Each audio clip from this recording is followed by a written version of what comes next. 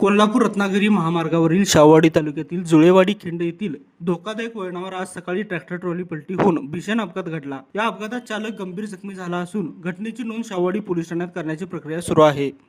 मिळालेल्या माहितीनुसार मलकापूरहून बांबवडीच्या दिशेने गवताने भरलेली ट्रॅक्टर ट्रॉली जात असताना जुळेवाडी खिंड येथील वळणावर चालकाचा ताबा सुटल्याने ट्रॉली पलटी झाली।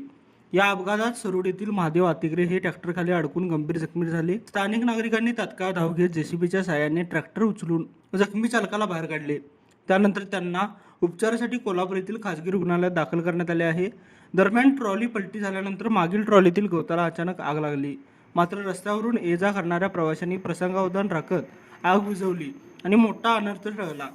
घटनेची माहिती मिळताच शाहूवाडी पोलिसांनी घटनास्थळी धाव घेऊन पंचनामा करण्याचे काम सुरू केले आहे। पुढील तपास सुरू आहे। लाईव्ह मराठीसाठी शाहूवाडीहून राहुल पाटील।